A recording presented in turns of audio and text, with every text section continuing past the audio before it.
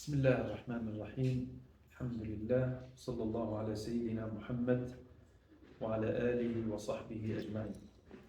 Em nome de Allah, o Clemente, o Misericordioso, que a paz e a bênção de Allah estejam sobre o profeta Muhammad, os demais profetas e mensageiros e seguidores. Continuamos na história, na biografia do profeta Muhammad sallallahu alaihi wasallam.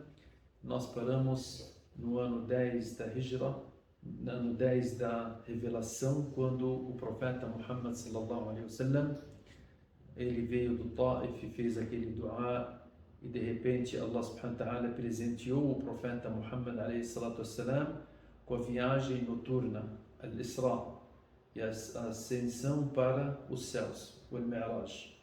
Então são duas histórias que Allah subhanahu wa ta'ala citou elas no Alcorão Sagrado, a primeira na Surat al-Isra e a segunda na Surat al-Najm. Al-Isra, que seria o que Allah subhanahu wa ta'ala disse no Alcorão Sagrado: Subhanalladhi asra bi'abdihi laylan min al-masjid al-haram ila al-masjid al-aqsa. Allah subhanahu wa ta'ala lhe citou na Surat al-Isra, Surat al-Isra, a Surat número 17 do Corão, onde Allah subhanahu wa ta'ala ele fala: glorificado aquele que transportou o seu servo durante a noite da mesquita do Masjid al-Haram até a mesquita do Masjid al-Aqsa. Nós falamos que essas duas mesquitas são as primeiras mesquitas que foram construídas na terra. A primeira, que seria o Masjid al-Haram, a mesquita de Meca, foi ou construída pelo profeta Adam a.s. ou pelos anjos antes do Adam descer do paraíso. E a segunda, que seria al-Masjid al-Aqsa, o profeta Muhammad s.a.w. quando foi perguntado sobre o Masjid al-Aqsa, ele disse que foi construído 40 anos depois da construção do Masjid al-Aqsa, al-Haram. Então há 40 anos entre essa mesquita e a outra mesquita. E Allah subhanahu wa ta'ala fez essa ligação para mostrar a importância do Masjid al-Haram e o Masjid al-Aqsa. O profeta Muhammad a.s. ele citou em relação às três mesquitas, que seria a mesquita do profeta Muhammad a.s. Antes dela a mesquita de Masjid al-Haram, onde o profeta Muhammad a.s. ele disse que o Masjid al-Haram em Meca, a oração nela equivale a 100.000 orações, a não ser o Masjid al-Nabawi, que seria em Medina, que a oração nele equivale a 1.000 orações. E também a mesquita de Masjid al-Aqsa, que seria em Jerusalém, que a oração nela equivale a 500 orações. Então essas três mesquitas, elas têm uma grande importância para nós no Islã. E hoje nós estamos vendo o genocídio que está acontecendo aos redores do Masjid al-Aqsa pelos sionistas, pelo mundo que está assistindo esse grande genocídio que está acontecendo há mais de 8 meses, sendo filmado para o mundo, para mostrar que o mundo injusto que nós temos hoje, com as regras que a ONU colocou, essas regras todas elas são falsas. Porque se fossem verdadeiras, eles jamais aceitariam um grande genocídio como o genocídio que está acontecendo na Palestina acontecer. E de todas as formas, o problema que a mãe da ONU, que Estados Unidos, ela está cometendo diretamente junto com os sionistas esse grande genocídio, atacando a população ali, mulheres, crianças, de todas as formas. E ontem, anteontem, nós assistimos eles queimando as tendas que estão os refugiados, onde tem somente mulheres e crianças, como essas pessoas inocentes que estão ali sendo atacadas pelas piores armas mundiais de pessoas que se dizem que são a ONU, que querem proteger a humanidade.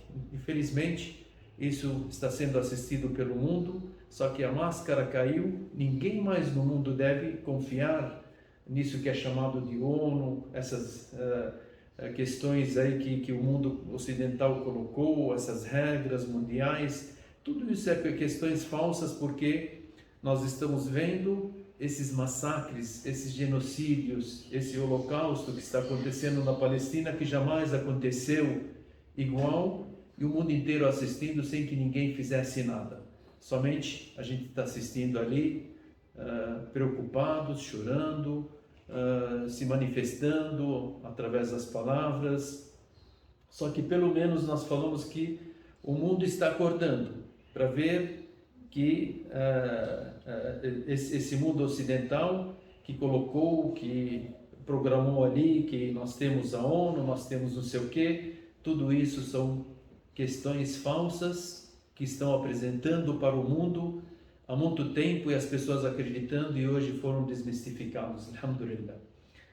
Espero que Allah subhanahu wa ta'ala ele dê a vitória para a resistência palestina ali. Alhamdulillah, estão tendo a vitória porque eles estão com Allah subhanahu wa ta'ala contra esse mundo injusto que estão ali atacando o único problema que essas crianças, essas mulheres, esses idosos, essas pessoas inocentes que estão sendo queimadas, massacradas, sem culpa nenhuma, sem proteção nenhuma. Eles, se tivessem qualquer arma para se defender, a gente diria, mas não, eles não têm nada para se defender. Pelo contrário, eles estão ali em tendas de plástico que são colocadas, são mais de 2 milhões de pessoas que estão ali sendo atacadas dessa forma. Mas Allah subhanahu wa ta'ala no final prometeu que a vitória será dos justos, a vitória será daquela resistência palestina que o profeta Muhammad a.s. ele citou no hadith, onde ele citou Jerusalém e ao redor de Jerusalém, que ali permanecerá uma resistência que estará sempre com Allah subhanahu wa ta'ala. E isso que está fazendo com que o mundo inteiro hoje se dirigisse, como que essas pessoas durante 8 meses estão sendo atacados, está acontecendo esse genocídio, estão matando essas pessoas, as câmeras filmando, e elas são pacientes, dizendo, Alhamdulillah, graças a Allah, nós estamos no paraíso, nós somos vitoriosos, não iremos sair daqui, nós estamos com a resistência palestina, nós estamos com aquilo que Allah subhanahu wa ta'ala determinou. As pessoas falam, que crença que essas pessoas têm? Porque se não fossem muçulmanos, eles já teriam fugido há muito tempo, ou teriam largado aquele lugar, mas não. O Islã, ele determinou na vida deles que a permanência deles ali, essa permanência ela faz parte da crença.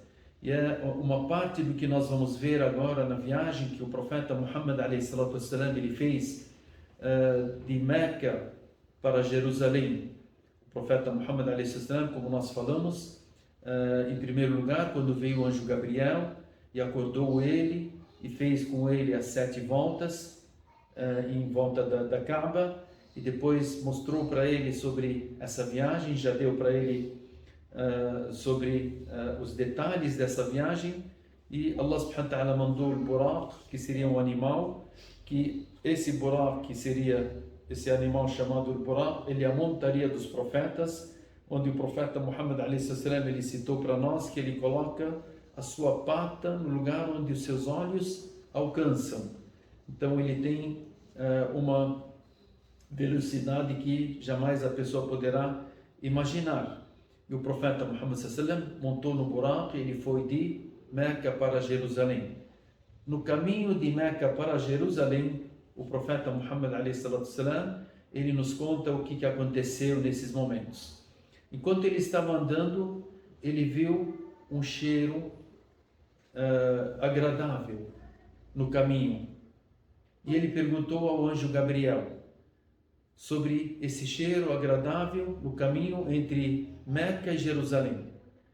E o anjo Gabriel disse para ele que é a Mashitat bint Fir'aun, a Mashita da filha do faraó. Essa tem uma história que o faraó ele dizia que ele era o Deus, como hoje o Ocidente fala que eles são os deuses do mundo, e que o que acontecer no mundo é eles que determinam. Infelizmente, porque o que é a pessoa que se diz que é Deus? Na hora que ele quer colocar as suas regras, a sua injustiça e forçar as pessoas, ele está demonstrando que ele é um Deus. Só que Deus ele dá para eles um pouco desse tempo, dessa injustiça, para depois ele irá castigá-los, inshallah, um severo castigo no dia de juízo final. Isso que nós crentes esperamos essas pessoas a serem, eles não irão fugir da justiça de Allah subhanahu wa ta'ala. No tempo do faraó, quando veio o profeta Musa alayhi salam, a esposa do faraó, ela se converteu ao Islã. E a Mashita, que seria aquela que penteava o cabelo da filha do faraó, também se converteu ao Islã. Enquanto ela estava penteando o cabelo da filha do faraó, caiu o pente. E ela disse Bismillah ao catar esse pente do chão. A filha do faraó disse para ela: você está falando em nome de Allah, em nome de Deus. O Deus quem que você quer dizer? O meu pai? Ela disse: não. O Deus, o Criador do seu pai e de todos nós. É esse Deus que eu adoro. E ela foi e contou para o pai dela sobre a Mashita. E o pai dela trouxe a Mashita e ela tinha 6 filhos pequenos. E eles começaram a castigá-la para ela deixar a sua religião. E ela insistia e persistia na religião de falar La ilaha illallah. E aí eles colocaram ela em tacho de óleo fervendo e eles colocando um filho atrás do outro nesse tacho para que ela recuasse e deixasse a sua religião, e ela permanecia. Até que no último filho que ela tinha, que estava amamentando, eles falaram para ela: e agora? Esse seu último filho será jogado. E ela ficou com dó, até que Allah subhanahu wa ta'ala, como o profeta Muhammad sallallahu alaihi wasallam, ele cita nesse hadith, que Allah subhanahu wa ta'ala fez com que esse bebê, esse recém-nascido que estava na mão dela, falasse nesse momento, dizendo: ó mãe, se firme na religião e não fique confusa em relação a isso, porque você está na verdade. Então ela se firmou e eles jogaram o filho dela e por fim jogaram ela. E ela disse, antes de ser jogada também naquele óleo fervendo, ela disse para eles: eu faço um pedido só, que vocês me coloquem com os meus filhos no único túmulo.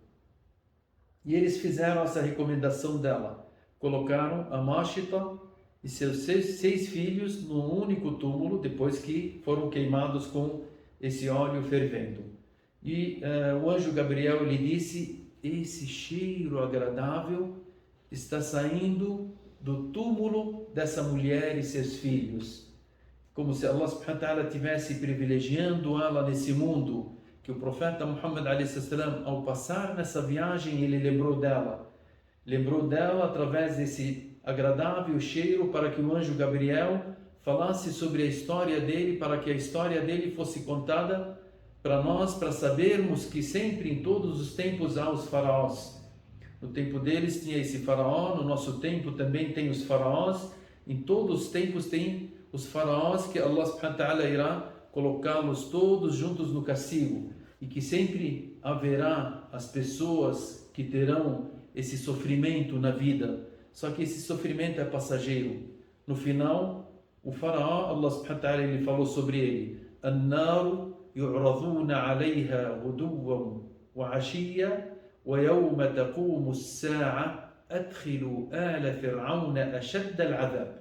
Allah subhanahu wa ta'ala, ele disse no Alcorão Sagrado que o fogo do inferno é apresentado ao faraó e às pessoas que estavam junto com ele de manhã e à noite. Então, todos os dias é apresentado o fogo do inferno perante eles sentem o fogo do inferno hoje, durante a manhã e a tarde, e Allah subhanahu wa ta'ala, ele disse no versículo: e no dia do juízo final, coloquem o faraó e seus descendentes ou seus seguidores no pior dos castigos.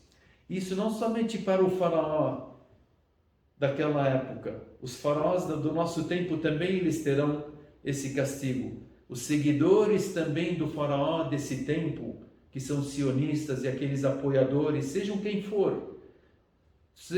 forem as pessoas que apoiaram ou ficaram quietos ou se silenciaram ao verem esses massacres, esse genocídio na Palestina, e eles estão ali, olha, precisa disso, tal, não sei o que, apoiaram de qualquer forma essas pessoas todas estarão junto com esse faraó. Depois da morte eles terão o quê?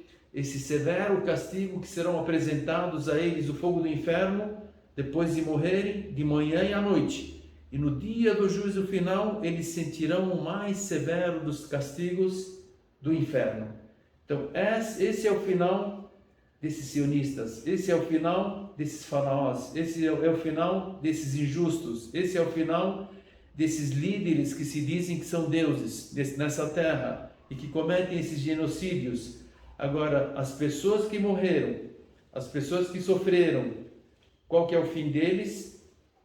No túmulo, eles terão uma vida agradável, como a Mashita e seus filhos teve. Essa vida agradável, ela continuará até o dia do final. E no dia justo final, eles são colocados nos lugares mais altos do paraíso. Essa é a diferença entre esse justo e entre as pessoas que estão sendo injustiçadas. Isso que conforta os nossos corações. É isso que conforta os corações das pessoas em Gaza, para eles ficarem firmes naquilo que eles estão. É isso que faz com que o mundo não muçulmano fique impressionado e eles falam: como que essas pessoas são pacientes dessa forma? Agradecem a Allah da forma que eles estão sofrendo? E quando eles perguntam sobre eles, as pessoas falam: eles são muçulmanos. O que é o Islã? O Islã recomenda que eles agradeçam a Allah subhanahu wa ta'ala de todas as maneiras. E as pessoas vão procurando o Islã e elas vão aderindo ao Islã. Ontem estava lendo uma entrevista aqui na França. Diariamente, um dos líderes muçulmanos lá disse que diariamente entravam no Islã em Paris mais ou menos 80 pessoas. Nesses últimos meses, depois dos acontecimentos em Gaza, estão entrando diariamente mais de 400 pessoas, todos são jovens. Por quê? Quando perguntavam para eles: qual o motivo que fez com que você venha conhecer o Islã? O que está acontecendo em Gaza. Qual que é o motivo? É Gaza. Por quê? Eles viram que ali é uma coisa que não é natural, uma coisa que é acima daquilo que as pessoas possam imaginar. Então, alhamdulillah, nós falamos que essa história do Isra wal Mi'raj, a viagem noturna, ela nos ensina algo importante. Quando o profeta Muhammad a.s. ele passa perto do túmulo da Mashita e seus filhos, e ele sente aquele cheiro agradável que Allah subhanahu wa ta'ala põe no túmulo dela para que ela e seus filhos vivam da melhor forma possível dentro do túmulo, e que no dia do final eles tenham as boas novas que eles estarão nos mais altos lugares do paraíso. O profeta Muhammad a.s. na sua caminhada de Meca para Jerusalém, também no seu caminho, o profeta Muhammad a.s. ele ouviu uma voz que estava chamando o profeta Muhammad a.s. Essa voz chamava o profeta Muhammad a.s. e ele dizia: ó Muhammad, espere um pouco que eu tenho uma questão para te dizer, para te fazer. Eu quero te questionar algo. O profeta Muhammad a.s. não olhou de lado e continuou. De repente, do outro lado, uma outra voz que chama o profeta Muhammad a.s. e diz: ó Muhammad, me espere que eu quero fazer uma questão, uma pergunta a ti. O profeta Muhammad a.s. não olhou para essa pessoa e ele continua a sua viagem.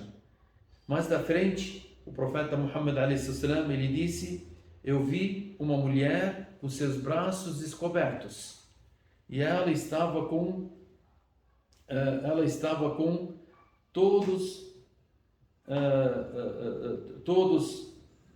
todas as belezas que o mundo tem, todos os adornos que tem nesse mundo. Ela estava vestida com todos os adornos desse mundo. E ela gritou dizendo: ó Muhammad, me espere que eu quero fazer uma questão a ti. O profeta Muhammad não olhou para ela e ele continuou até chegar em Jerusalém. Chegando em Jerusalém, o anjo Gabriel, ele deu para ele 2 vasilhas. Uma tinha leite e a outra tinha vinho. Então apresentou as duas. O profeta Muhammad a.s. ele escolheu a vasilha que tinha o leite e bebeu. O anjo Gabriel disse a ele: se você bebesse ou escolhesse a vasilha do vinho, a sua nação irá se desviar. Mas você escolheu a vasilha do leite, a sua nação estará na pureza. Ela terá uma crença pura. É o sinal do leite. Aí o profeta Muhammad a.s., questionado pelo anjo Gabriel o que ele viu no caminho, ele disse: são 3 passagens, 3 vozes que me chamaram. O anjo Gabriel disse a ele: a primeira voz era a voz dos judeus. Essa é uma voz entre os judeus e ele queria te questionar. E se você parasse naquele momento para atendê-lo, a sua nação irá escolher o caminho dos judeus. Qual que é o caminho dos judeus? O caminho dos amaldiçoados, das pessoas conhecerem e não colocarem em prática. Por isso que nós falamos hoje, a pessoa que conhece o Islã e não coloca em prática, ele está sendo comparado aos judeus. O profeta Muhammad a.s., o anjo Gabriel disse a ele: se você parasse para atender a essa pessoa que te chamou, a sua nação toda iria escolher o caminho dos judeus, de conhecerem e não praticarem, de falarem sami'na wa asayna, ouvimos e desobedecemos, mas você não atendeu ele, então a sua nação não seguirá esse caminho dos desviados, esse caminho dos amaldiçoados, que Allah subhanahu wa ta'ala citou na Surat al-Fatiha.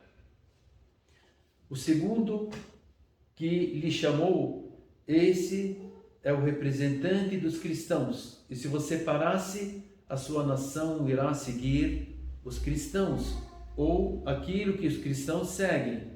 O que os cristãos seguem? Eles são desviados daquilo que veio através do profeta Jesus. Então eles não sabem a realidade da mensagem do profeta Jesus, quando ele veio para ordenar a eles a seguirem o profeta Muhammad a.s., para adorarem a um único Deus, para acreditarem que Jesus não era filho de Deus, mas sim o mensageiro de Deus. Então, se o profeta Muhammad a.s. parasse para atender aquela pessoa que lhe chamou, que representava o cristianismo, as pessoas da nação do profeta Muhammad a.s. seguiriam aquele caminho. Só que o profeta Muhammad a.s. não parou. E a mulher que estava ali, com os braços descobertos, e todas as belezas do mundo sobre ela, era o mundo.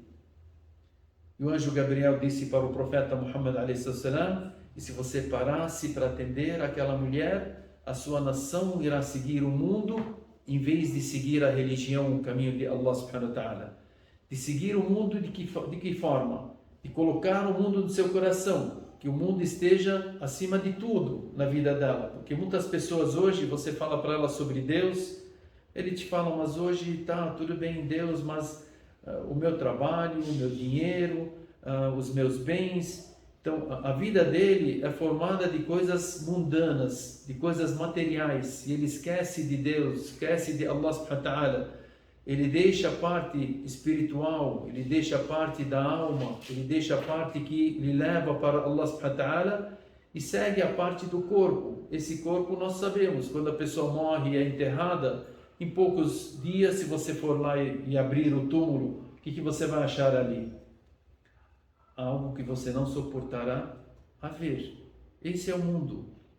Esse é o mundo que você corre atrás e tal. Então, a nação do profeta Muhammad a.s., as verdadeiras pessoas que seguem o profeta Muhammad a.s., elas não seguem as questões mundanas e colocam elas acima da determinação de Allah subhanahu wa ta'ala.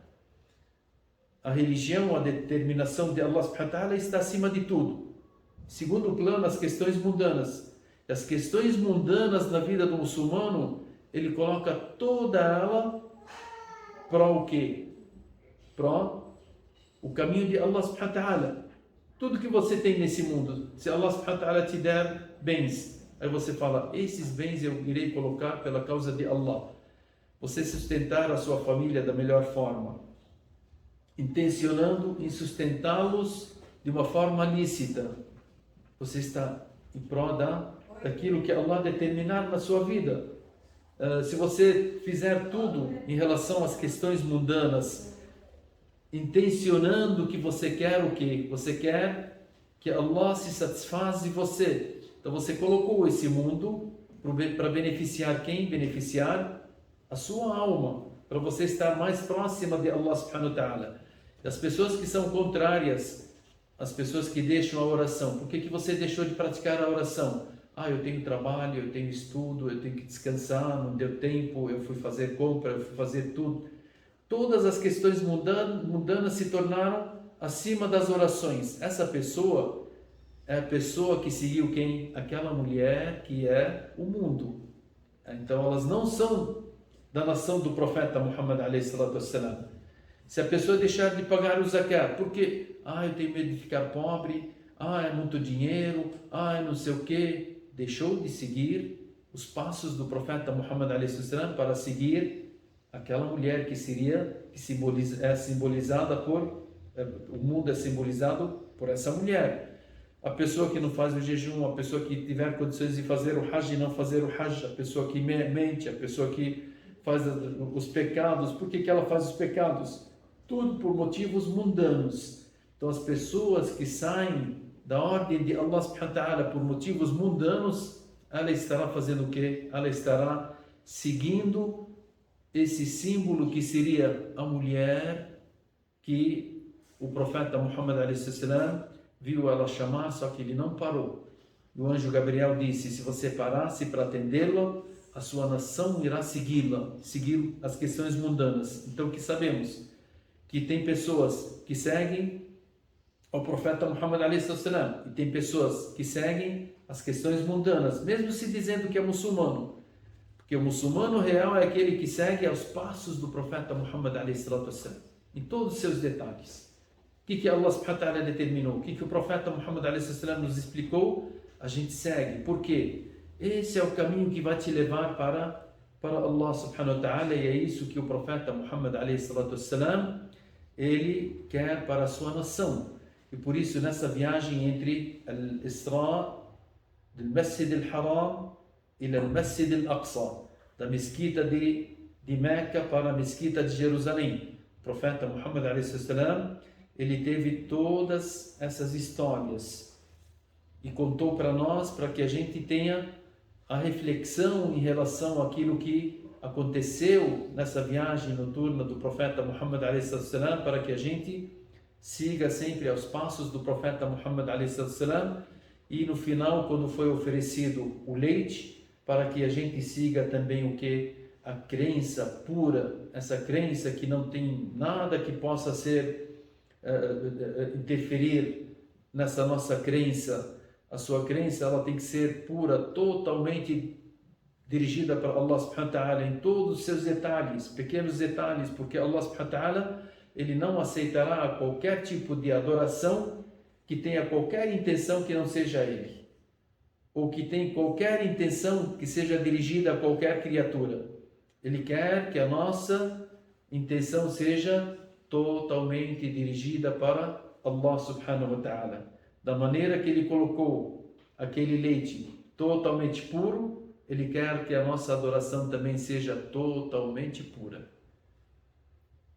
O profeta Muhammad alayhi salam, chegando em Jerusalém, ali ele amarra al-Buraq no lugar onde os profetas amarravam também quando chegavam naquele lugar. E nós falamos que o Buraq era a montaria de todos os profetas. E ele desceu junto com o anjo Gabriel na mesquita de Jerusalém, e ali teve um dos maiores encontros da história entre o profeta Muhammad alayhi salatu wassalam e os 124 mil profetas que Allah subhanahu wa ta'ala determinou que estivessem naquela noite na mesquita de Al-Aqsa. Eles estiveram lá, 124 mil profetas. E o profeta Muhammad alayhi salatu wassalam estava junto com eles. E eles iam praticar duas genuflexões, duas orações.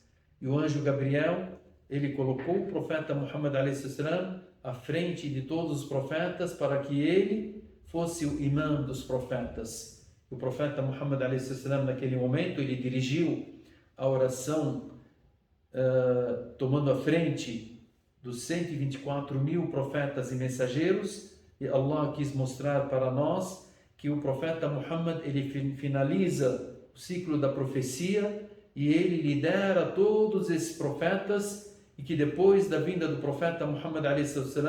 só caberia a toda a humanidade e a todas as pessoas a seguirem essa última mensagem, que seria o profeta Muhammad a.s. Isso para mostrar que as pessoas que seguiam o profeta Moisés, as pessoas que seguiam o profeta Jesus, as pessoas que seguiam o profeta Salomão, o profeta Davi, qualquer profeta, só cabe a eles a seguirem nesse momento o profeta Muhammad, que a paz de Deus seja com ele, porque ele agora toma a liderança do mundo, toma a liderança daquilo que Allah subhanahu wa ta'ala determinou para a humanidade a seguirem. A mensagem a ser seguida agora está na mão desse líder que está tomando a frente, que é o profeta Muhammad, que a paz de Deus esteja com ele. Esse é um grande privilégio ao profeta Muhammad a.s.